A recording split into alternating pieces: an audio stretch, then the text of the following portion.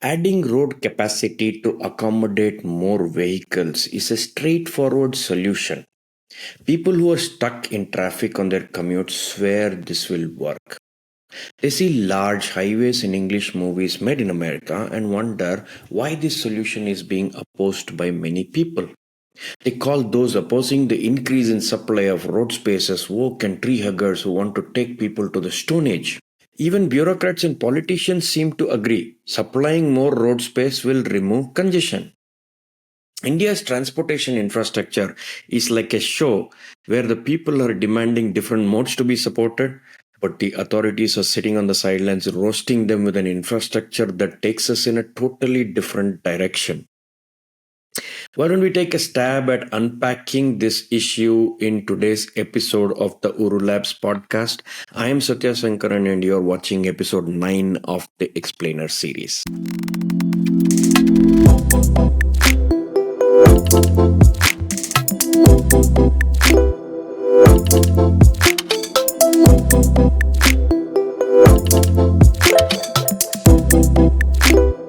Cities have three types of spaces broadly. The first space is where you live, the second space is where you work, and the third space is what you frequent when not in the first and the second spaces. Mostly entertainment after work.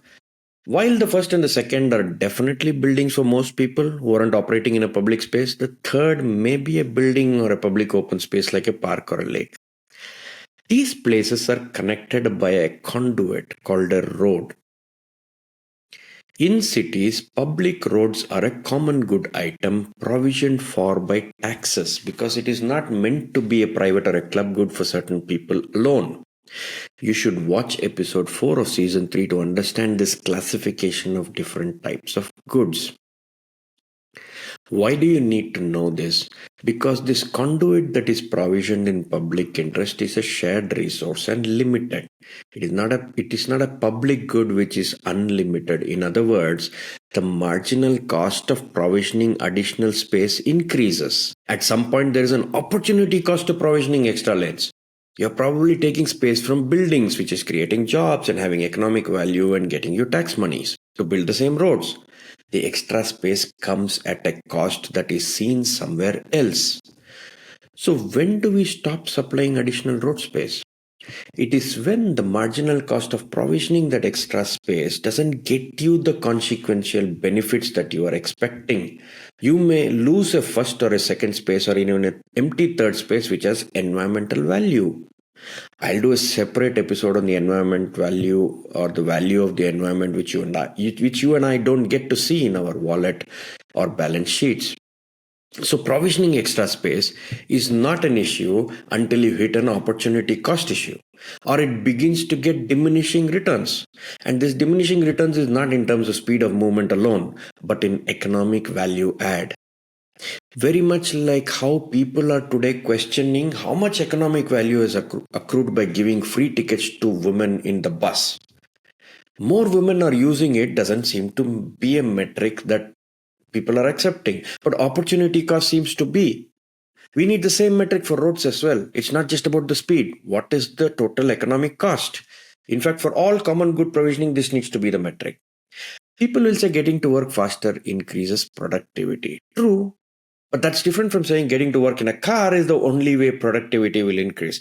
I'll come to this in a bit. Now, people will say, why not go overhead or underground instead of the surface where the opportunity costs are higher? Now, here is where the law of induced demand or Jevons paradox kicks in. In 1865, the English economist William Stanley Jevons observed that technological improvements that increased the efficiency of coal use led to increased consumption of coal in a wide range of industries. He argued that contrary to common intuition, technological progress could not be relied upon to reduce fuel consumption. If electricity prices become cheaper, you will consume more of it, and that was his postulate. The law of induced demand borrowed this to road traffic. It is the phenomenon whereby an increase in the supply results in the decline in value and an increase in consumption. The effect was recognized as early as 1930 when an executive of a St. Louis, Missouri electric railway company in the US told the Transportation Survey Commission of that country that widening streets simply produces more traffic and heavier congestion. In New York, it was very clearly seen that the highway building program of Robert Moses, the master builder of New York City area, watching Moses open the Triborough Bridge to ease congestion on the Queensboro Bridge, open the Bronx Whitestone Bridge to ease congestion on the Triborough Bridge, and then watching traffic counts on all three bridges mount until all three were as congested as one had been before. Planners could hardly avoid the conclusion that traffic generation was no longer a theory but a proven fact. The more highways were built to alleviate congestion, the more automobiles were poured into them and congest them, and thus force the building of more highways, which would generate more traffic and become congested in their turn, in an ever widening spiral that contained far reaching implications for the future of New York and all of urban areas. The same effect had earlier been seen with the new parkways that Moses had built on Long Island in the 1930s and 40s, where every time a new parkway was built, it quickly became jammed with traffic. But the load on the old parkways was not significantly relieved. Similarly, building of the Brooklyn Battery Tunnel failed to ease congestion on the Queens Midtown Tunnel and the three East River bridges as Moses had expected it to. Nitin Gadkari famously once said, "I built more than 40 flyovers in Mumbai and I've been unable to solve the traffic problem. It has only increased." By 1942, Moses could no longer ignore the reality that his roads were not alleviating congestion in the way he expected them to.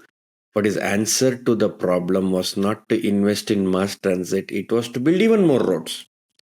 In a vast program which would expand to create 300 kilometers of roads, including additional bridges, nothing solved the traffic congestion issue. This sounds quite familiar to us in India, doesn't it? Across the US, today we famously see freeways completely clogged and a dependency on the car as a way to get around becoming entrenched. Cities expanded further and people were traveling more distances. The spiral continues to this day, and their policies began to be centered around the car. The addiction was total, and we are going that way. They are unable to make any moves to switch to an alternative, even in the face of climate change, even to this day, and they are having to deny and walk away from solving for climate change because of this. So, what is the conclusion? Are building roads bad? Not at all. It is, however, a question of who we are building it for, which means who is utilizing what we have today and how we are measuring its fullness. Transport planners began to use a term called passenger car unit or PCU to measure its fullness. It is in the name. They would count cars and other vehicles as car equivalents and tell road contractors how full a road should be before needing to expand it. They use this PCU to define a vehicle to capacity ratio or V by C ratio. So if cars to road ratio crosses 80%, they recommend adding extra road space. This presents three problems. One, a V by C ratio does not take into account opportunity costs of the expansion. Two, it does not account for the induced demand. And more importantly, third, it does not recommend the increasing the efficiency of the existing road space. And that's the final thing I want to talk about, the efficiency of utilization of existing road space. Remember, we talked about productivity increase by moving faster? Urban planners, not road contractors, are increasingly resorting to making people travel between their three spaces in the most efficient way possible. They call it mobility and not transport alone, which means road space is not meant to carry just cars or motor vehicles anymore. They are conduits for people who can make a choice of going in any other mode that can move people more efficiently. Provisioning those alternatives and creating an inducement follows the same principle of induced demand we discussed, i.e., put more of the infrastructure you want happen and more people will use that infrastructure. For example, make it easier and convenient for people to walk, cycle, and take public transport. For example, by provisioning common good infrastructure, people will choose that, which means provisioning footpaths, cycle lanes, and bus lanes cannot be in bits and pieces. It needs to be a network connecting all three spaces people inhabit. Imagine if the first 8 kilometers of metro in Bengaluru between MG Road and Bayapnalli, which was never full and used as a toy train, was used as an excuse to not build a metro network. Oh, nobody's using that. Nobody's using the 8 kilometers in the middle of the city, so we will not build 300 kilometers. We would not have had lakhs of people using the network today. We are doing the exact opposite in the city. For example, for cycling, we built 2.5 kilometers of cycle lanes in the middle of the city, and without a network plan, we are claiming failure. Nobody's using 2.5 kilometers in the city. Once the metro network was extended across the town, people filled it. Do the same for all kinds of infrastructure. Provide the infrastructure at a network level. That's when it becomes a utility and not a shiny object for visitors. Every street should cater to the choices that are being made available in a safe and convenient way. That's when the promise of efficiency can be fulfilled. In fact, just cleaning up the edges of the roads and keeping it pothole free can improve efficiency multifold. It is not just about building roads, it is about redefining what the road prioritizes and the choices it enables.